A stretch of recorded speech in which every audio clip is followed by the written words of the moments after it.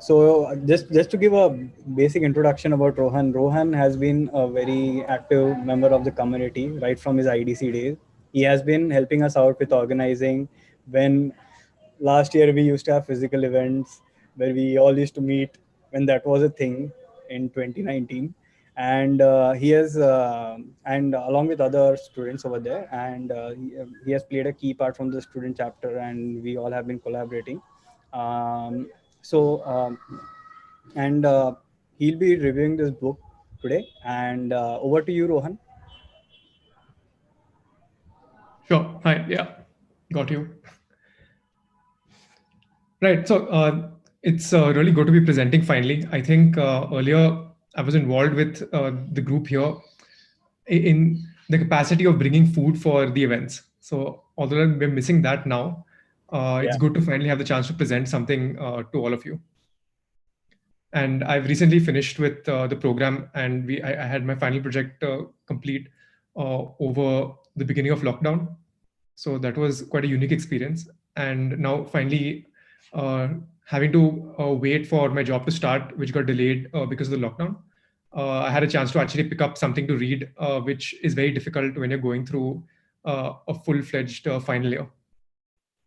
But anyway, now I've now joined Grammar Technology. So I found the first talk quite relevant and interesting. And in fact, some of the examples brought up by Mihir later were also quite relevant, particularly the ones related to Lyft and Uber. And hopefully we'll have a chance to discuss some of that in relation to this topic. So just jumping straight in, the book itself, What's Mine is Yours, was written about 10 years back when we had uh, the shared economy as a very new concept. And around that time, people were beginning to realize that there's this massive movement where regular people like you and me were beginning to exchange things over platforms. So those things could be as simple as a tool in your home you lend a drill to your neighbor. But in this case, it's not your immediate neighbor, but somebody you've interacted with over an online platform. It could be your services. It could be space in your own house. The time that you have, you give some of it to help with some chores. So there were lots of interesting ideas around at that time, which seemed like it was the beginning of a paradigm shift. And this book was written to sort of encapsulate all those ideas. So while it's a very interesting book to read, it's been quite challenging to compress it down just because of the variety of different approaches people have been taking when it comes to including sharing in their lives. And yeah, so when you talk about collaborative consumption, I thought a good way to reflect on it would be through examples that we have in the Indian spaces itself. So we have examples like Airbnb, which is an example of where people hosting others in their own homes or on their properties. And that's become a very popular example now, where in fact, a lot of design examples reference Airbnb and how their platform makes it so easy for people to come on board. But I mean, the question is really how different is it from what was happening before? So back in the day, apparently people had two options when they went traveling. One was to either book an expensive hotel or to call up friends and family and stay over. What Airbnb effectively does is it extends that community of people you can reach out to because of the trust systems that they incorporate in their platform, because of the range of people that they've pulled together. They increase the choice that you have of where you'd like to stay, often offering a more authentic experience than staying in a hotel and touring a place. Like that, I mean, you have companies like Ola, which offer ride sharing, although that's a model that they've moved away from now, where you can offer a seat in your car to a passenger. I mean, stuff you've already experienced in your life. Quicker is an example where you exchange goods with other people, either directly selling or swapping with them. And VWorks is an example where you can share office space with other people.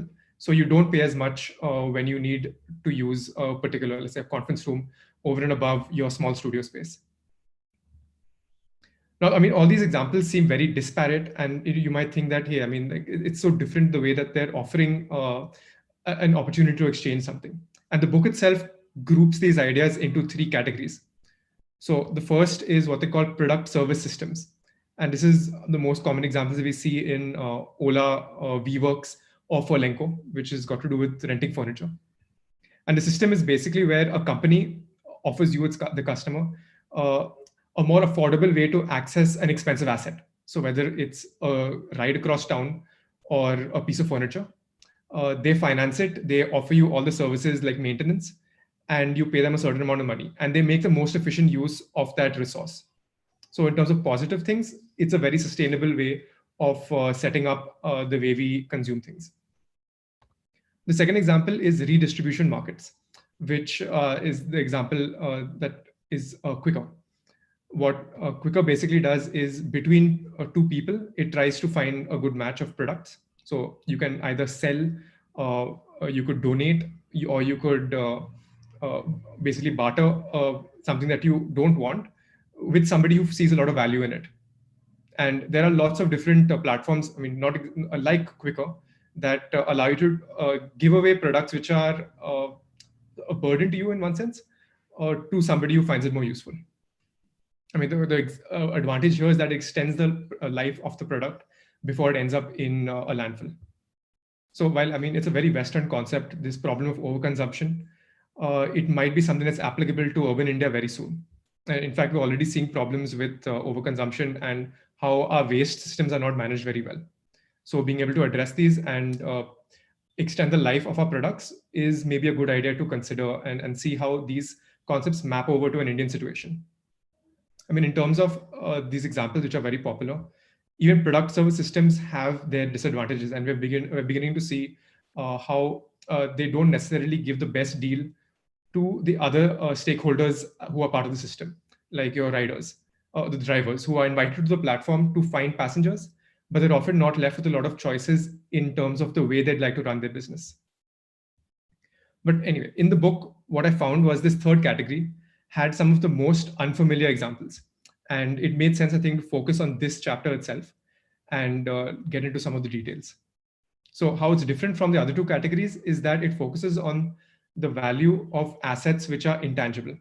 So things like maybe the skills you have in gardening to grow vegetables, or the time that you have in your day which you're not doing anything particular, or money which you have not allotted to any expense, are things that begin to get traded in this space of collaborative lifestyles. The second difference, I mean, from something like a product service system, is that these systems are maintained by communities that use it themselves. So it's not a company involved, but it's the community members themselves who support the system and keep it running.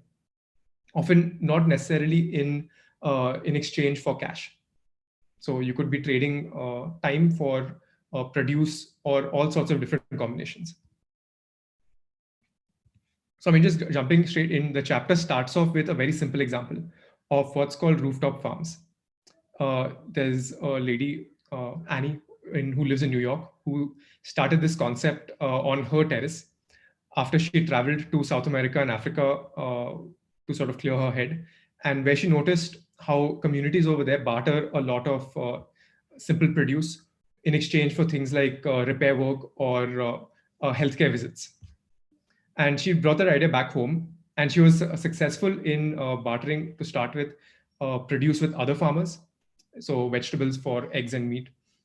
And it even went to the extent of being able to exchange her vegetables for things like website development, legal services, um, things like repair work in her house. And it even went to the extent of getting a trip to the Amazon because of the exchanges that she could initiate. And although this was just a supplement to her otherwise cash-based lifestyle, she noticed that, I mean, you don't need to have a direct relationship with the people to make these exchanges. You only need to be able to communicate the exchange terms well. And I mean, similar to that, you have a lot of other examples put into the book. Landshare looks at how you could maybe extend or offer more than just the vegetables you produce. You could offer the land that you have to somebody who's very interested in gardening. You could take look at the money that you own or have, and offer it to people in different on different terms and conditions that you would find in regular banks. This is something very similar to the concept of Bhishi, if you're familiar with that. TaskRabbit looks at the chores that you need to get done in a day, and maybe you could put the list of chores that you have out for people to find in and from your neighborhood. Maybe people come in and trade tasks with you in terms of time. So they also talk about the concept of time dollars, where instead of monetizing things in terms of a currency, you look at the amount of time a person spends completing something for you. Again, simple examples like workspaces can be taken to the next level when the community owns the space themselves. So rather than it being a branded experience like WeWorks, hub culture looks at how people can come together to sort of populate the space themselves. And something like couchsurfing, where again, similar to Airbnb, a community of people agree to host each other in their homes. And the concept itself started off without it being paid. So you found a match over the platform, and you could go stay with somebody for free. And it worked very well in this community of people who believed in the same idea. So I thought we'd jump straight into an example. This particular one is got to do with an idea that runs off an internet platform and is appealing to people, those of us who like to travel. So couchsurfing itself, if you're not heard of the concept, is a simple platform which allows people to uh, find a match in a country you're traveling to. So the concept started off when somebody traveling to, I think, Iceland, uh, hacked a list of college students from a server and sent a message out asking them if he could crash at their place. He got something like 100 responses back, and he ended up staying with a few of them over his trip. They ended up developing that concept, and that's what became couch surfing, where people list having an open couch for other travelers to come and stay with them. And it's often people who are looking for something beyond just the monetary transaction of staying in a new place, where I mean you could pay for a hotel, but you're looking for something more than that, which is either a social connection or a more authentic experience of visiting a place. And I think the biggest challenge which couchsurfing faces is, one, how do you make it an attractive option for people to come to your site? And how do you get somebody, how do you trust somebody enough to invite them into your home? So I think that's what tech platforms like this do very well. And maybe we can talk about this in some detail. So, I mean, the benefit of platforms is quite obvious to us nowadays. You probably know that, I mean, the more people who come to your platform, the more choice or variety you can offer to your customers, because of which they also end up attracting more people attracted to your platform, and it basically scales up in a sustainable way. The design of the platforms is very important because that makes it just so much easier for people to be able to share their needs and to identify people who can fulfill theirs. And throughout this whole thing, I think what's important is that these platforms maintain an honesty in the way they communicate, that they can ensure that there's a fairness of exchange, that you don't end up feeling cheated because of the exchange that takes place, which sometimes happens in the case of marketplaces that we see online. So, I mean, answering the biggest challenge that couchsurfing faces is in building up that trust, where enough so that you can invite somebody to stay with you. And they do that on their website through 4 features. So the thing is, there are many ways in which you could establish trust. They decided to put all 4 of them together and build the case. So the first being verification. When new users come to the site, they're asked to make a small transaction to pay a donation, where they provide their credit card details to the company. This verifies both their real name and their physical address. So anybody on the site has already passed one level of trust. The second is references. So the number of people you stay with, either you host or you surf with, end up counting as a trust factor for you. They also sort of collated some of those factors into what they call badges and assigned it to your profile. 3 is the bio, which you end up writing. And Couchsurfing went a step further and provided people with certain prompts to allow them to create a sort of thick bio, which gives you a better idea of what a person really is. So an example of that is up here. Just under the person's name, they include what the person's current mission is. And just communicating something as simple as that often gives you an idea of what a person's priorities are, and makes them all the more real than just a profile on a website. But the most important trust factor, which is different from other sites, is what we call vouching. So a vouching is different from the references that you could accumulate while using the platform. Uh, a vouching is a separate special tag you give to a friend or somebody you've stayed with, which indicates that they're trustworthy.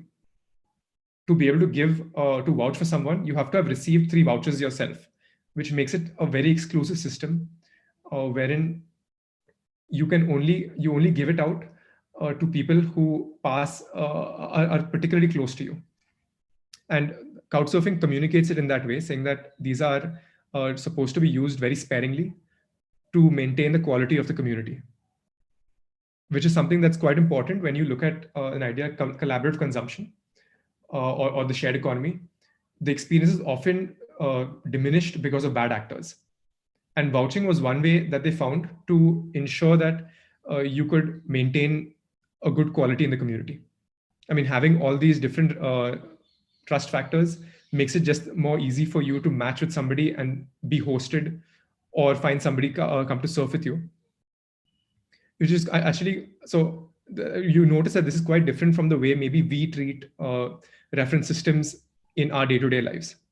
So let's look at an example from Uber. How often have you given an Uber driver either a 4 or a 5 rating? I'm assuming that most of them ask you for a full star rating, and that's, on their end, it's necessary, because apparently if they fall below something like 4, Uber stops sending rides their way, because they maintain a very strict standard of service. The issue with that is that most people end up giving a higher rating just because of the way the platform is designed. If you want to give a 3-star rating, you end up having to fill a very long form, often which doesn't meet the needs that you had to give feedback. So in this case, this is an example of a trust system which doesn't work very well, and maybe we don't take seriously enough. Uh, Going back to Couchsurfing as an example, this is what their redesigned website looks like. Over here, they've in fact dropped the idea of vouching, or they've converted it into a different factor which doesn't show up, at least on the top of people's profiles. There's of course a longer story on how Couchsurfing as a platform changed from being very community based to being something that was privatized. And the disconnect between the community's needs and the needs for expansion and scaling sort of ended up at loggerheads. So maybe we could discuss that afterwards and get more into some of those details. But this is an example of how a trust factor is essential in creating new exchanges which are possible.